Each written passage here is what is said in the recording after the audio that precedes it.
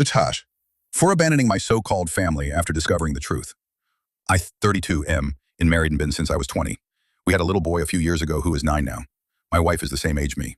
Recently, it has came to my attention that my partner is less than faithful. I caught her cheating on red-handed. I won't get into that part, though. I've suspected it for a while, but I never could catch her. She was very good at being a liar. We stayed together for the kid, and were halfway trying to work things in, and was living in a hotel for a bit. She has a best friend that is known for having multiple partners, and I one night ran into her, and we hung out drinking, and she ended up staying the night at my hotel room. We didn't do anything sexual. She tried to kiss me, and I just couldn't go through with it. My wife apparently decided to come see me the next morning, and there was a blowout. The cops were called from the screaming, and I was kicked out of the hotel. In the middle of all that, she told me that our son wasn't even mine. At first, I just figured she was trying to hurt me, but after a while got a DNA test. She was not lying. Now for the worst part. After I found out, I tried to talk to her so we could figure out what to tell him. He already knows apparently his real father threatened to take her to court 2 years ago if she didn't let him see the kid. Apparently, she had been taking him to see his real dad once a month since, and I had no idea. I was devastated by him knowing before I did and with everything that happened. So I just left that night and haven't spoken to them in over 6 months now.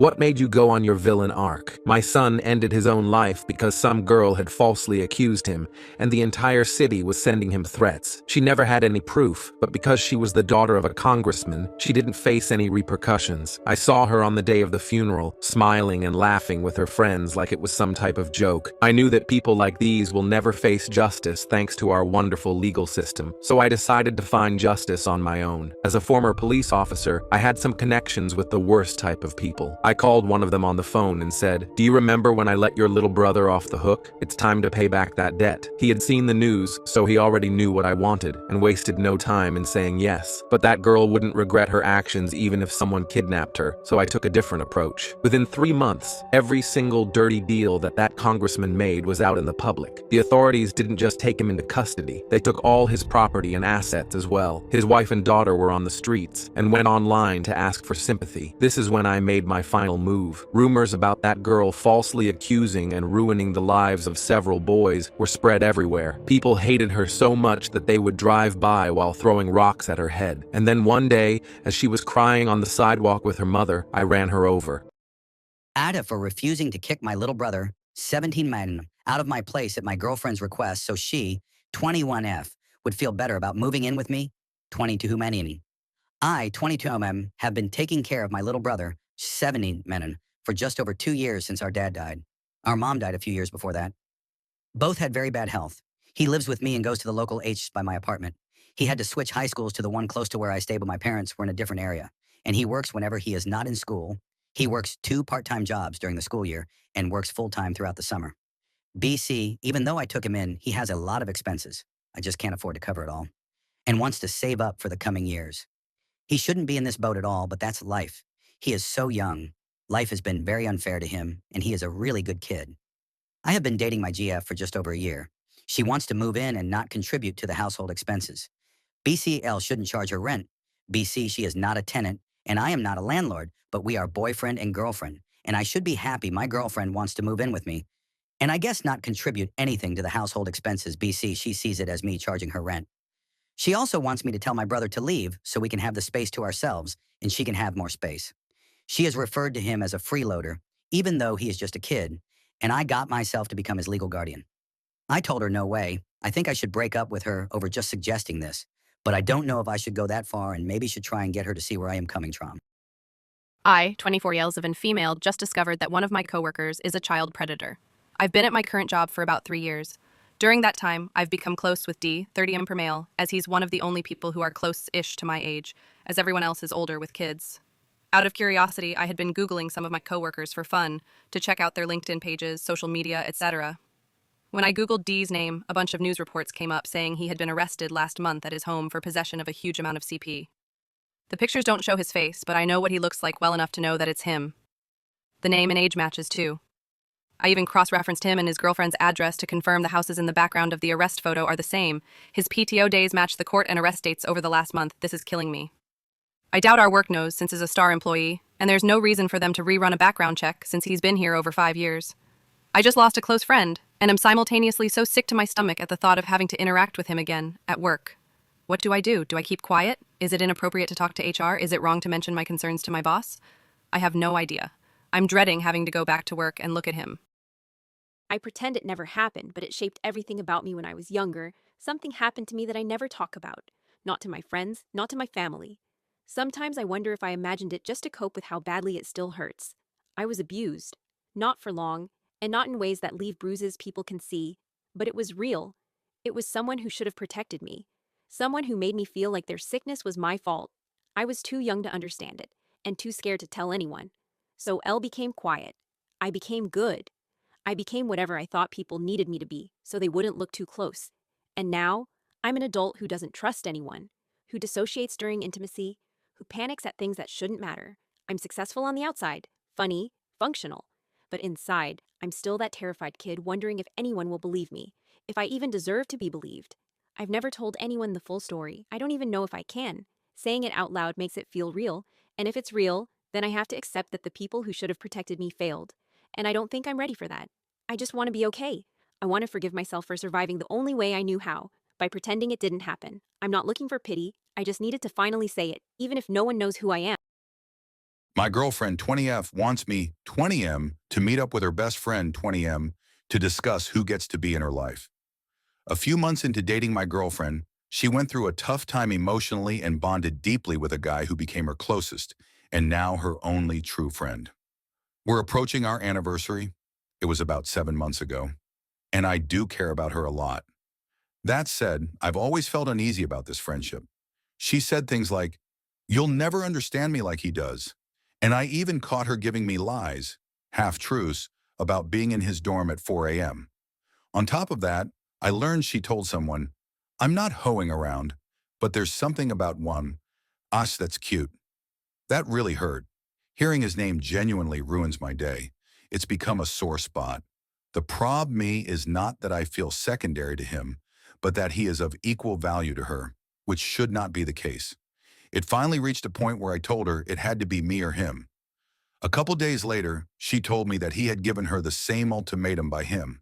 And now she says the best thing to do is for me and him to talk it out together and decide who should stay in her life. Because one, she sees us as equally important and can't choose, and two, him and I are on the same wavelength. I want to be mature and open-minded, but I feel weird even considering this. I also can't ignore how much emotional damage this situation has caused me. Is meeting up with him something I should do? Or is this whole setup a red flag in itself? Any and all advice is appreciated, please. And ASAP.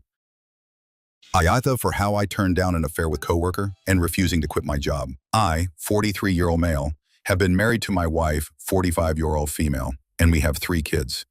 My new coworker, 34-year-old female, and I took a liking for each other, which was very platonic on my side. We used to text, but nothing that was questionable.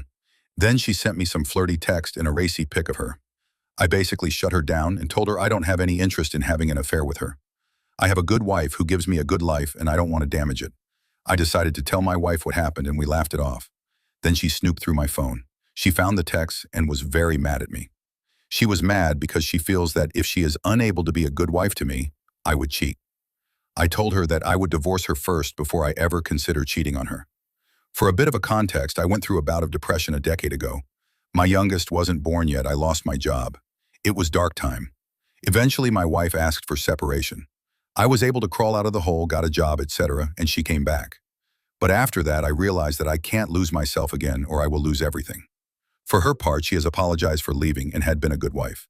Now my wife wants me to quit my job and find a new one. I have refused.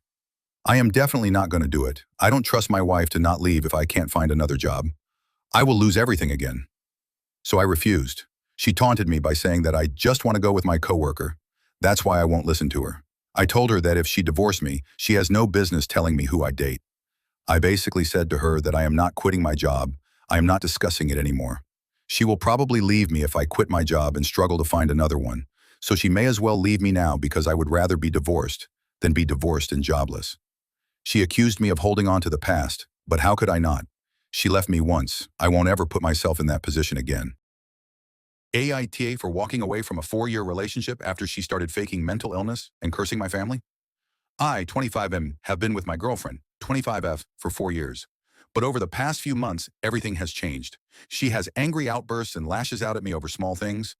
I work nights and still end up doing most of the chores. When I ask her to help, she tells me she couldn't get out of bed and says I'm overreacting. The part that really breaks me is how she talks about my family, especially one relative who took us in and still helps us with groceries and bills.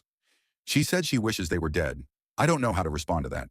She insists she has a mental illness, and when I called her out on her BS, she suddenly developed all the symptoms and pressured her psychiatrist into giving her a diagnosis so she can get meds.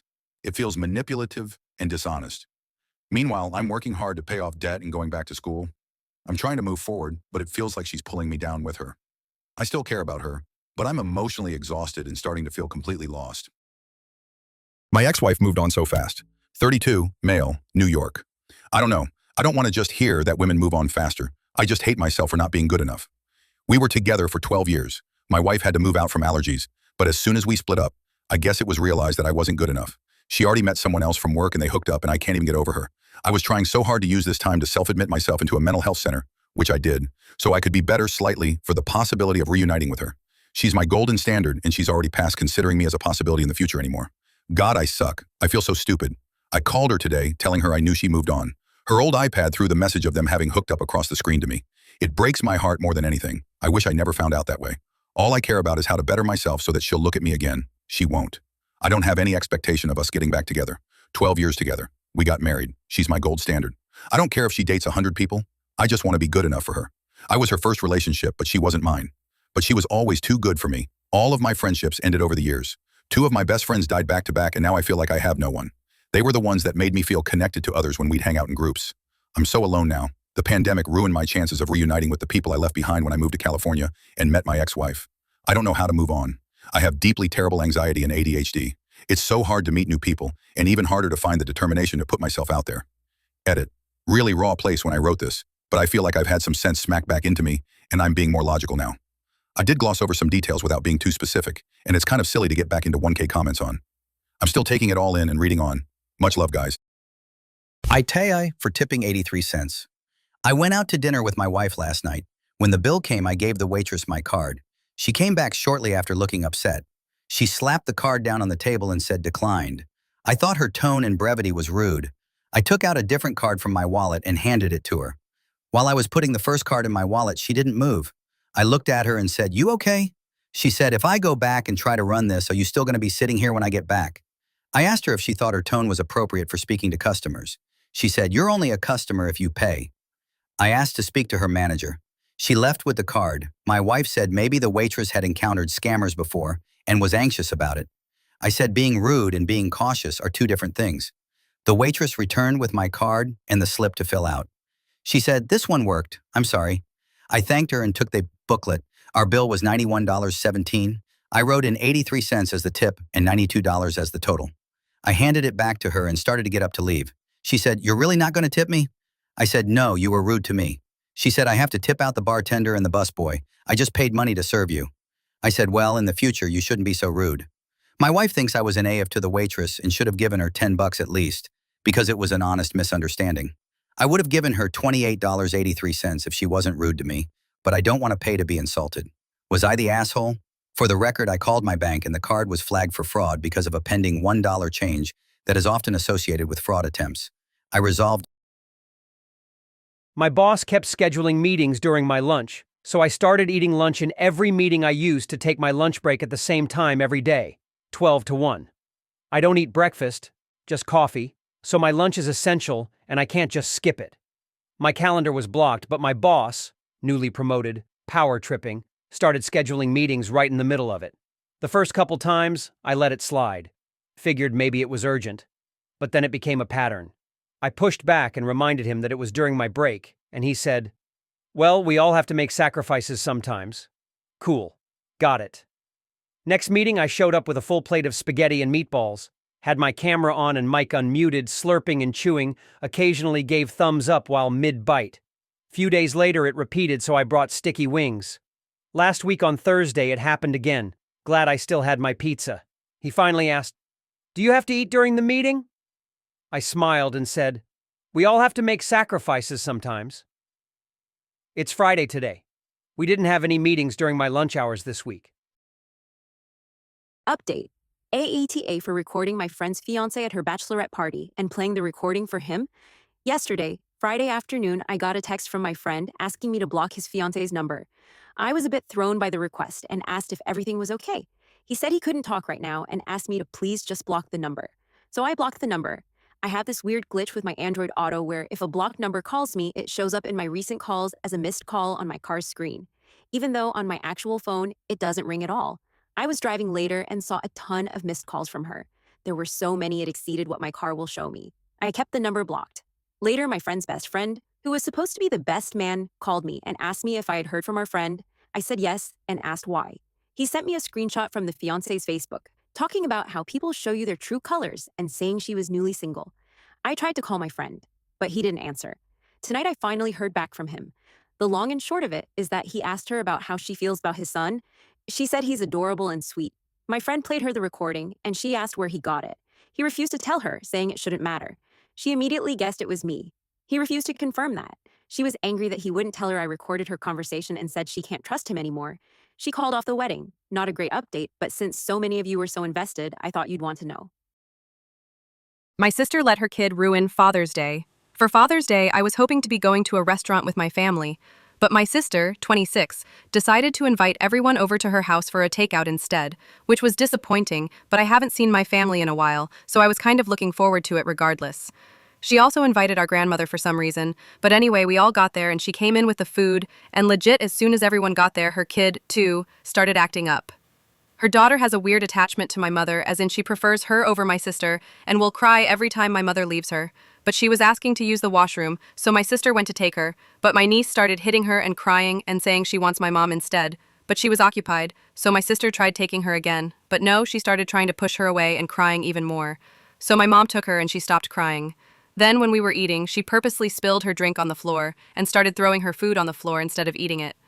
And when it was on the floor, she literally demanded my mother to pick it up. No exaggeration, she said, "Clean it now," to my mom. No please or anything, and of course this whole time my sister didn't do anything about it. And then she asked to use the washroom again, so she did that, and then wouldn't come out when we were ready to give my dad his gifts. And if my sister went in, she would start screaming. And she was just crying and screaming over every little thing, and she actually bit me, which she does quite a lot, and she was jumping on me over and over again after me telling her not to. I know you can say this is normal toddler behavior, but she does this stuff on purpose because she knows no one will punish her because all she has to say is, "It was an accident," and my mom will say some shit like, "Oh, that's okay, don't worry about it," and my sister won't do anything at all. She's just never disciplined, and she knows she can get away with anything. And it just ruined my entire day having to listen to a child throwing a tantrum every 10 minutes. It's not pleasant for anyone to listen to, especially my dad I feel bad for.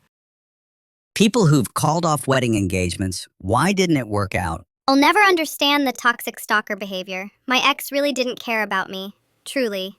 He'd stopped caring sometime during COVID. I broke my ankle, he did nothing. He moved out of state twice without me and the kids, expecting us to chase along after him.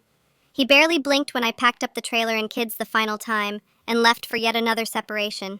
And then the divorce finalized, and he trailed my truck around town for weeks, showed up repeatedly at my job, pestered me at volunteer events, and just generally made an absolute nuisance of himself, until my current partner put an abrupt and rather brutal end to the stalking behavior. I will never, ever grasp why someone who had repeatedly abandoned me and gave zero fucks when I was begging him to fix the relationship became obsessed after it ended. I stole back the book I donated after my teacher mocked me in front of the class in elementary after a scholastic book fair. My classroom teacher was accepting books donated to the class. And of 5 books I got at the book fair, I put 1 in the donate box. I did think it was cool to see my own book on the shelf in class. My teacher was kind of an older woman, looking back I guess probably mid-60s, and she was crotchety. I generally liked her, but I always liked all my teachers. I was a good kid because of crippling anxiety, LO. But a few weeks after the book fair, I was going to take an AR reading test. And I was in this reading group that got pulled from class, and so I read different things than the rest of the class, and I was supposed to just take my test during class time when I finished my other work. So I was used to just going to the computer and doing it. So I asked this kid, Lucas, if I could use the computer after him. And when he finished his test, I did mine for a different book. I guess I either hadn't processed whatever the teacher said when I was doing my own reading, since I did separate assignments, or wasn't there when she said it. But after my test, she looked at me and held up a notepad of names and announced to everyone that there was a cheater in the class who cut off everyone in the line. It turns out the class was taking their test on the book they were reading. But I didn't know there was a list to sign up for the computer because I wasn't even taking that test. I told her I didn't mean to. Like literally it was an innocent mistake, and also This was third grade, and I literally started crying right there. But she still told everyone I'd be getting detention for being a liar, and she wrote me a pink slip for detention the next day, and I had to take it home to my parents, and I was so ashamed of it. It felt so terrible in the moment that I remember it 20 years later. The next week, during recess, she asked me to get some papers from her desk to bring out to her because she knew I was still the same obedient kid with anxiety. And so I did it. And the room was empty, and I noticed my book on the shelf by the desk, and I snatched it and hid it in my backpack. And I also took a pretty pen from her desk. I actually felt so guilty about it afterward, especially because I didn't even read it after taking it home because I felt too bad, so I didn't even appreciate the book. But at least probably no one ever even noticed. Mrs. Cutter. Also, for not letting me eat Thanksgiving feast with everybody else in first grade, because I forgot my mat in the room. You for that too. I'm here to tell you about the most entitled person in existence. Let's call her Princess. Princess parks in a parkade, pays, changes her mind, moves to a different parkade, and gets a ticket. Her. Boo-hoo, I already paid once. It's not my fault. Why should I pay twice? Me. It's a different parking lot. Dad pays the ticket. Princess has an aggressive dog, was told numerous times during 3 phone calls, do not bring the dog, brought the dog, then pouted because everyone was angry. We were going out for lunch, so her dog had to stay at the parents' house. I had to sit in my car with my dog while everyone went to lunch. It's her grandmother's birthday. Princess wants to go for Japanese food. Grandmother doesn't like Japanese food and can't sit on the floor. Boo-hoo. We go for Japanese food. Grandmother eats rice, 2 years in a row. The family wants to show grandmother their trailer. Princess phones 20 minutes into the 1-hour drive that she wants the car we're driving in. None of the other cars are good enough for her. We go back. Princess gets the car and we get a different car. Grandmother, who was dropped off at the closed-for-the-season trailer park, sits on the steps, in the dark, in the cold, alone, for over an hour. The final straw for me. Princess hits the neighbor's parked car. Boo-hoo, why should I have to pay? Why should I use my $30K inheritance to pay? Why should I have to use my money? Now I am crying from frustration. Me. You hit the car. You. Nobody else was driving. It was parked. You. Her. But it was in my way. Me. It was parked. In front of their house. Her. Boo-hoo. Why should I? It wasn't even damaged. Dad pays the $1,700 repair bill, and Princess immediately stopped crying and goes out for dinner and a movie. I haven't seen them since. Partner of 2.5 years has issued an ultimatum. How do I proceed? Open to everyone. My partner and I have been dating for 2.5 years. She has 3 kids from 2 men, 11, 8, 6. First marriage lasted 2 years equals the 11-year-old. Next failed relationship, 7 years equals 6 and 8 years. Things moved very fast. She was recently out of her 7-year relationship and moved into an apartment she could not afford. Her and I started dating in November and had moved in together by February. Background context: her and I dated 15 years ago in Hulse and reconnected 12 years ago, and then most recently 2.5 years ago. We rushed into the relationship and moving in together, never had a chance to get to know each other. I supported her through RN school. She now has a stable career. She can support herself and children. Shortly after we got together, I supported her through her mom's passing. 1 year into the relationship, she supported me through a severely broken leg. We function well, are loving and caring during difficult situations. Her kids are well behaved and have stable, healthy relationships with their fathers. I love the kids and have enjoyed spending time with them, though it is very stressful to watch them 1 to 2x a week while she works overnight shifts. She recently issued an ultimatum. If we are not engaged by 3 years, the relationship is over. I understand and respect her boundary, but it's causing a great deal of anxiety. We never really had time to allow our relationship to grow and blossom. She is a great woman, very hardworking, career-oriented, great mom, takes care of her kids and I. However, we don't have quality time together, and it seems really hard for her to make it.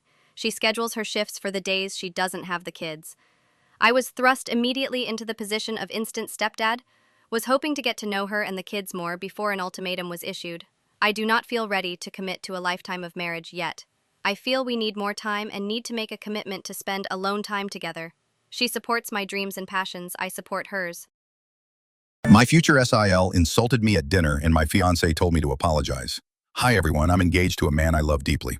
We're getting married in a few months. Everything has been smooth between us except when it comes to his sister. Let's call her L.